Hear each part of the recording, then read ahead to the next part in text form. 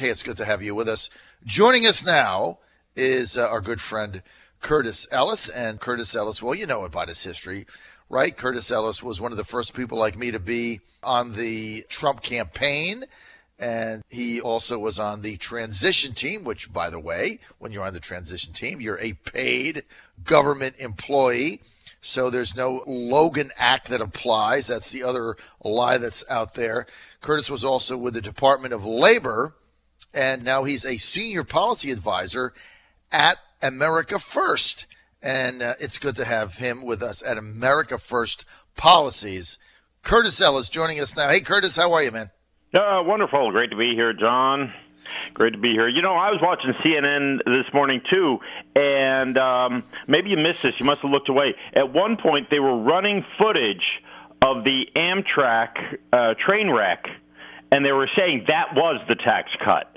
So it's probably wasn't. I mean, it is amazing the level. They're going crazy today. It's fun to watch. I mean, I don't get mad at it like some of my listeners do. They all get mad. They can't watch it. They turn it off. I find it to be entertaining. And yeah, it is. I enjoy it. You watch these people. It's kind of like going to a freak show.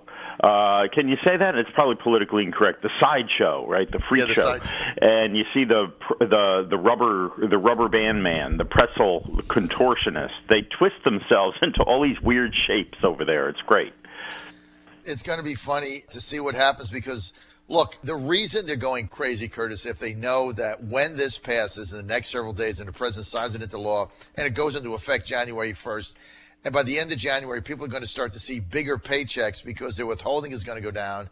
They're going to start figuring out what their taxes are in 2018 versus what they were in 2017 because they're going to be really easy to do. They're going to see that they're on the same income. They're getting a raise. They're paying less taxes. They're going to be all in. And these poll numbers are going to change. And there's a synergistic effect between the tax cut and the national security strategy that President Trump announced yesterday, right?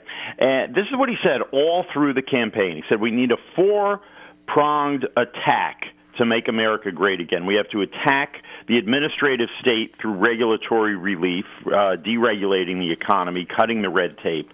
We have to attack the taxes by cutting the taxes, the ridiculous high taxes on businesses and people, cutting the taxes there. We have to unleash American energy, talked about energy dominance in the deal yesterday, and we have to have trade reform and redo these crazy trade deals. Now, that was a centerpiece, as you pointed out, of the national security strategy. He called China out, economic aggression by China, these predatory trade practices. They're stealing our intellectual property. They're stealing the seed corn of innovation, and they're in addition, they're stealing our factories and jobs, and we're not going to let them get away with that. It's a one-sided deal, and no more. They're stealing our jobs like babies, he used to say, like babies. They're taking our jobs and our factories, and he's right. So what's going to happen is when we start cracking down on this wholesale theft that's occurring overseas, the businessmen, the executives of the big corporations are going to look around the world and say, well, you know, the taxes are kind of low in the United States now. Let's invest there instead of putting our capital at risk by investing in these other countries. Because mark my words, at one point, China is going to make it impossible for them to take the money out of out of China. Part of this tax reform is repatriating corporate profits that are now parked overseas. So these companies are making all kinds of money around the world, and now they're going to be able to bring it back to the United States. But when you go to places like China, they're not going to allow them to take that money out and bring it back to the United States. Everybody, look, let's put it in simple terms here. We're fighting an economic war right now, a trade war, and we're losing. And as the executives and the investing class looks around the world and say, well, where is the safest, best place for me to invest? they're going to decide it's the United States of America, which is the way it used to be, which is the way it always used to be until we started these phony trade deals, because they're not trade at all. They're simply a way to make it safe for global corporations to invest anywhere but America. And Donald Trump is changing that. Yeah, and the reason that it was set up that way and it was a facade was in order to take advantage of cheap labor around the globe. I mean, it was simple as that. And look, everybody played the game, and they sold it to the American and a sleepy, unsuspecting American public by calling it free trade, right? I mean, that was the Pavlov's dog buzzword. It's free trade. No, it's slave labor that they would go around the globe, and then they would just park their money there in the Cayman Islands and other places. And now that's all coming to an end. And that's part. It was interesting yesterday, Curtis, I'm going to get your comments on this. The president laying out his national security strategy, which is basically the Trump doctrine, right? Right. And at the centerpiece of it, and I never thought I would hear this in my lifetime, at the centerpiece of this, he's not talking about rebuilding other nations and making everybody into a democratic political haven, and everybody's going to have plebiscites. No, he said, look, the main thing about my policy is we have to bring prosperity to America first, and part of national security is securing the southern border and getting rid of these scam visas. Did you ever think in your lifetime you would hear a president say that as the centerpiece of their national security strategy? No, I never did. Honestly, I never did. You and I have been working on this issue, on this suite of issues, if you will, for years. I've been working on this for over a dozen years, and I never thought I'd hear this. I thought there would be no. I mean, just simply no. This is shocking. I mean, Donald Trump has accomplished more than I thought I'd ever see in my lifetime. Just by talking about this, putting it is now, I was shocked enough when it was the centerpiece of the political campaign of a major political party. Mm-hmm. And now it's the centerpiece of the presidency of the United States. I mean, it's an amazing day. He said yesterday in his speech, you almost have to go back to when he came down the escalator and everybody made fun of him in June of 2015. He said in his speech yesterday, his national security strategy, he said, a nation without borders is not a nation, right? It's simple. Yeah. A nation, he said, that does not protect prosperity at home cannot protect its interest abroad. He said a nation that is not prepared to win a war is not capable of preventing a war. I mean, that's Reagan-esque, right? Peace through strength. This is the other thing that everybody missed. He said a nation that is not proud of its history cannot be confident in its future, and the nation that is not certain of its values cannot summon the will to defend them. That was a direct slap in the face at Obama's aspirational nation-building apology foreign policy, right? Yes, and unfortunately, it's not just Obama. This is so widespread today. Right there, that was a multi-front attack on the left, on what the Democratic Party has become now. It preaches hate America. We should be ashamed. America stole this land from the indigenous people, and we should give it all back and go live in teepees and tents and, hunt rabbits on the prairies. That seems to be their motivating. And then the rest of the country we should give back to Mexico because we stole that land from the Mexicans. And, of course, the Spanish stole Mexico from the Aztecs, so maybe we should go back to human sacrifice on top of pyramids. I'm not sure what the left believes anymore. They are freaking crazy. Okay? So we're not proud of our values anymore. That is a deliberate frontal assault on America. We have to tear down the statues of all of history. And then we have Kirsten Gillibrand tearing down the statues of Bill Clinton. So they're just in full fury right now. They have unleashed the furies of Bacchus, and they have driven themselves crazy. And we are supposed to open our borders and have no borders.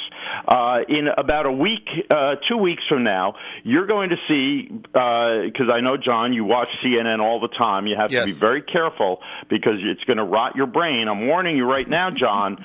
But if you watch Anderson Cooper on New Year's Eve on CNN, you're going to see at midnight they're going to play Imagine. They don't play Old Lang Syne. Forget about Guy Lombardo. It's Guy Anderson Cooper and his guy friend, and they have a singer sing John Lennon's song Imagine. What does that song say? The lyrics of that song very clear. Imagine there are no borders. Imagine there's no country. Imagine there's no religion. That is hell on earth, okay? That's hell. If it's on earth, that's hell. If it's heaven, fine, no borders, no nations, whatever. But that is the left's program. No borders, no nations, one world under the rule of the Central Committee of the Communist Party. I mean, that seems to be it. There is no God. There is no religion. All we have is the free flow of people, goods, and money, and we're all going to be happy trading with each other or some such nonsense. This is what the left has come down to and what the Democratic Party has embraced. And Donald Trump said, enough, and he called it out. The Obama idea that there are universal values of human rights, universal values of respect for women and everything else. Those are not universal values. Those are Western values. That is the product of Western civilization. You can't transplant it in Libya. You can't transplant it into Iraq. You can't transplant it anywhere you want by overthrowing a regime and sticking it and grafting it on, and suddenly it's going to sprout full-blown democracy, representative democracy, plebiscites, and respect for other people. Not going to happen. And, by the way, just today, breaking news yesterday, the whole Me Too movement, which is, again, unleashing the furies, a lot of good stuff happening there, and here's the best thing that's happened so far. Linda Sarsour is now accused of promoting a hostile workplace environment for women. She had her Arab American Foundation in New York, and one of the women who worked there says one of these Muslim guys who was in the office was constantly rubbing up against her with his parts and everything, and when he complained about it to Linda Sarsour, she said, I'm going to have you arrested for making false accusations. Don't do this. He is a good Muslim man. He goes to the mosque all the time. You're a bad Muslim for complaining about it.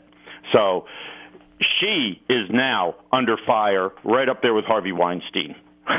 Well, I tell you what, you've also got a woman that was running for Congress for the Democratic nomination to run for Congress in Kansas, and she had to drop out of the race because a male in a prior job 10 years ago had accused her of sexually harassing him, that she wanted to do a pango tango with him, and he wouldn't reciprocate for whatever reason. And he filed a suit because he said, since he rebuffed her provocative advances towards him, so now you got the opposite going on, that she put him in a cubicle and she put him in another office and then she put him by the bathroom and the water cooler. She got rid of the guy. So she had to drop out of the race. And she said yesterday, I never did anything to this guy. He's a crazy man. And he did this because he got fired because he was incompetent. I got all the paperwork on him. But I'm forced to drop out of this race because, all the Democrats told me they're not going to give me any money even if I win, even though I'm innocent. Now, is that crazy or what?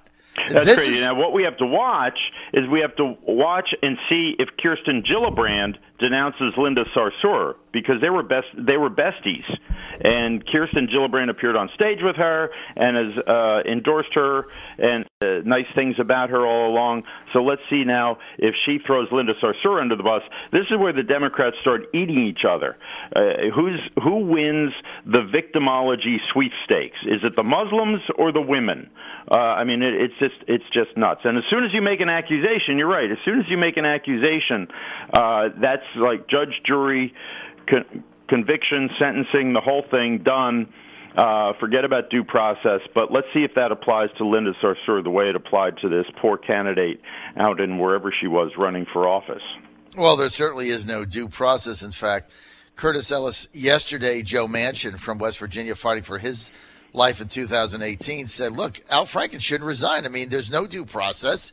He said a lot of these people made the stuff up. He says, I know Al Franken, and he doesn't really seem like the type since he's been here. And, maybe you ought to give this guy a shot. But meantime, the Democrats have already removed him, got a replacement. She's already in the Senate meeting people. I mean, this is a bizarre time we're in, Curtis, no doubt. But look, today's going to be a banner day. This tax cut is going to pass. It is the foundation of Trumponomics. Trumponomics, Curtis. Trumponomics with an A. Trumponomics. Trump-anomics, A for America. Don't forget it. Trumponomics. Hint, hint. Hey, we're out of time. I want to thank Curtis Ellis for that's a little teaser, though. That's a little teaser. Trumponomics. My good friend Curtis Ellis, he's a bigwig now. I used to know him when he was just the executive director of the American Jobs Alliance. You knew me when I was a small wig. I mean, now he's like a senior policy advisor for American First Policies. I'm kind of in awe to have him as my friend and on our show now that he's made it big. Thanks for being with us,